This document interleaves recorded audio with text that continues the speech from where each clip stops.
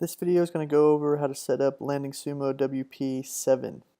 After the video, you should be able to set up your theme to look something similar to this.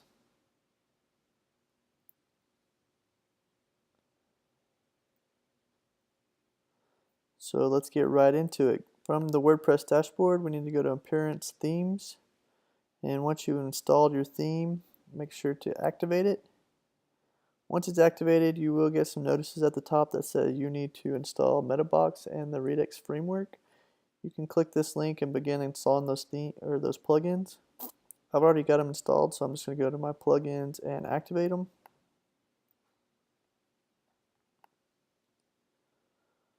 Once those plugins are activated, the first thing we need to do is go to Pages, Add New, and we need to create a home page and use the home page template in the right hand sidebar. Once that is created, go ahead and publish the page, and then in Settings, Reading, go ahead and set a static page to use the home page that we just created. Save those changes, and you can now refresh the home page and see a little bit about what we got here. You can see that the hero area is created for us, and we also have a little footer section here. So let's go ahead and manage our home page. What we need to do is go into Options, and the first section we have here is a logo. Right now, as you can see, it uses our site title with a set width here. If we actually go into Settings, General, and put a space in here, it'll actually drop down for us a little bit. It looks a lot better, so it's not a long word. But if you don't want to use words, you can go into our options and then logo and upload some kind of logo to use here. Alright, so now we're going to start building our layout. So here is where we drag and drop our modules to build our home page. So looking at the demo, we have a banner here, have a little blurb,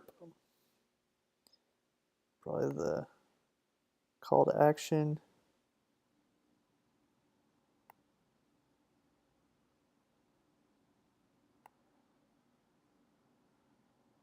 the 2 columns,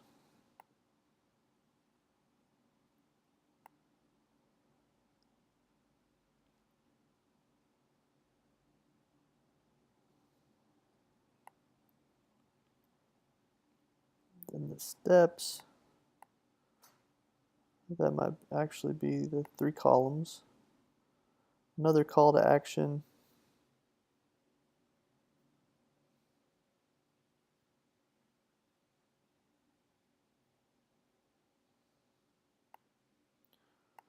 You can just put them all in here and kind of build them as we go.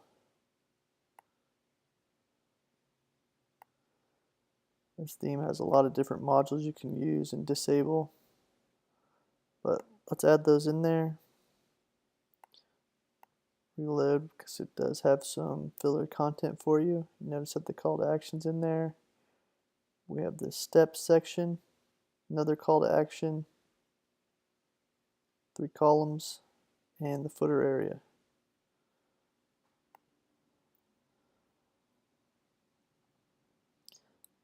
So the first section here is the header section, and that's enabled. And if you scroll down here a bit, we have this text area where you can change all the content within that header section. You can also upload a custom background image here. Just upload that and it will replace that background image. The next section we have here is the call to action 1, and you can see here it says it's time to grab your customer's attention, and you can see that it says it right here, it's time to grab your customer's attention. So you can easily change that field, change the content, and make it say whatever you'd like. The next section we have here is, in our demo, is the 2 column section. And as you can see here, we have it enabled, but if you scroll down here, we don't have anything selected yet. So what we need to do is go to the pages, add new, create a new page, call it 2 columns or whatever you'd like. Add some content for this section. Let's put some content in there. And I'm going to upload some images for this. Once the images are loaded, pick the image that you want to use, set it as a featured image, and publish that page. Once that page is published, we need to go back into the options in the layout, and then in that drop down menu, select the page that we created for this, which in this case is 2 columns. Save those changes, and then once you reload the page, you'll see that it does get added to the page. Notice it does also have a nice little CSS animation where it comes sliding into the right hand side. You can also manage this header. Back here in the options, you can see here that there's a text area where you can change the content of that header section. So moving right along, the next we have this how it works or the steps section.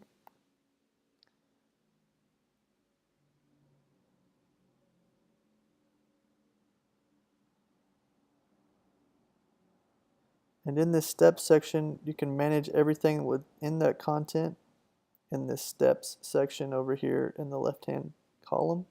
Just click that steps, and then each one of these text areas corresponds to each step. So you can see here we've added some filler content in here, and you can match that content up with these items here, and also the download button there at the bottom.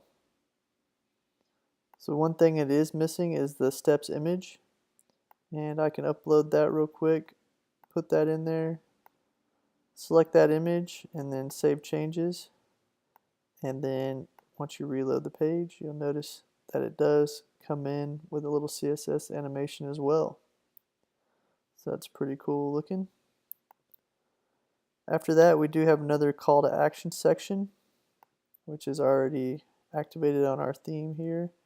If you go into the options panel, back to the layout, you'll notice that it's called call to action 2, and you can edit all that content again in this text area.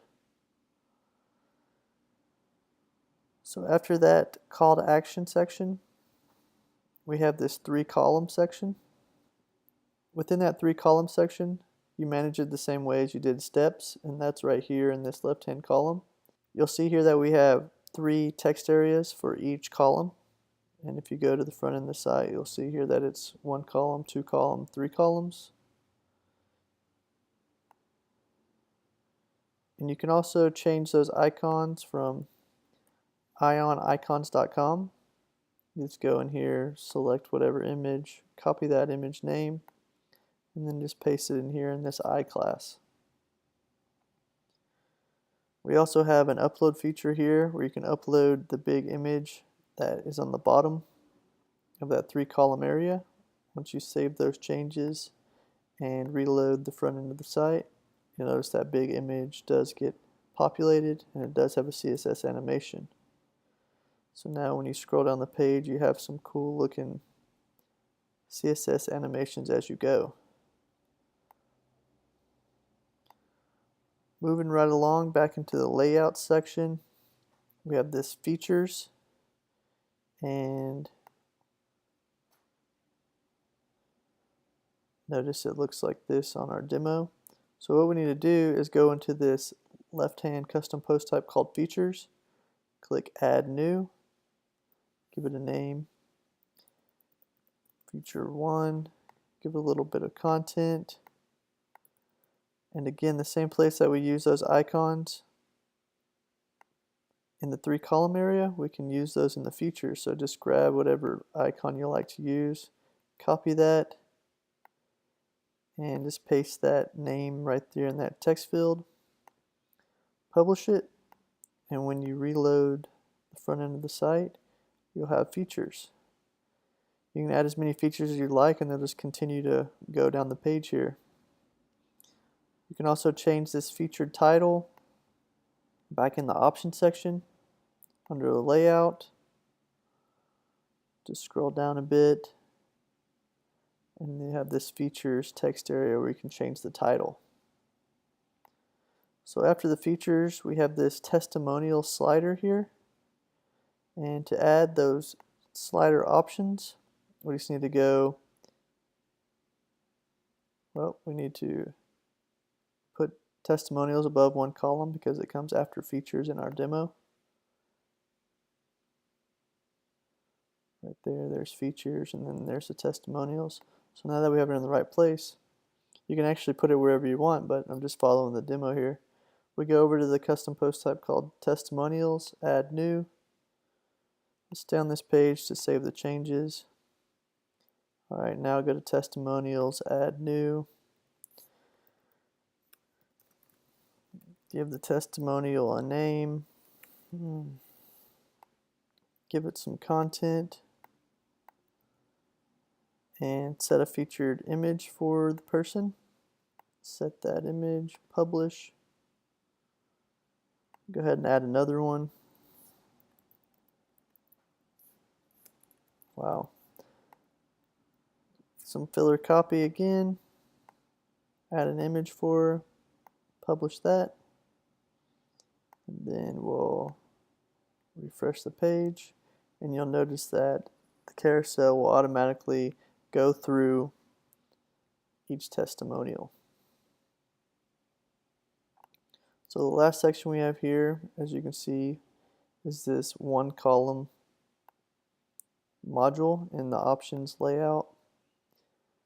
We have this one column module, and all that content can be added and changed right here in these text areas. So there's the header of the one column, and then there's the actual content that it actually includes a form. We have another video that goes over how to integrate some third-party newsletter services into this form so they're automatically styled. If you watch that video, you can see how to integrate that. So after that one column area, we have our footer section, and within that footer section there is some social icons, and if you scroll up to the top here of the options panel, there's this social section. If you click in that social section, you can actually enable these social icons. If you save changes, reload the page, you'll notice all the different icons that you can use. They're all enabled because there is something in the text area. If you want to get rid of one of them, you just delete whatever content's in that field, make sure it's blank. So notice we did take off all the text out of this Twitter field. So if I save the changes there, you'll see that Twitter's still here, but when I reload the page, the Twitter icon's now gone. To use these fields, you actually want to type in your full URL to your social profile. So when the user clicks on that icon, it actually takes them to the right place. So now that I put the full URL in there with HTTP, save those changes and reload, the Twitter icon has appeared again. You can also rearrange these fields and arrange them however you'd like. So that's pretty nice. One of the last fields we have here is footer. And you can see here that that's just the copyright text that appears at the very bottom of the site. And the last option we have here in our theme options is custom CSS. Here you can add some styles or just change the font size, font colors, whatever you'd want to do here. If you do end up adding a lot of different styles here, I recommend creating a child theme. Other than that, this video went over how to set up LandingSumoWP7. If you have any questions, please feel free to reach out.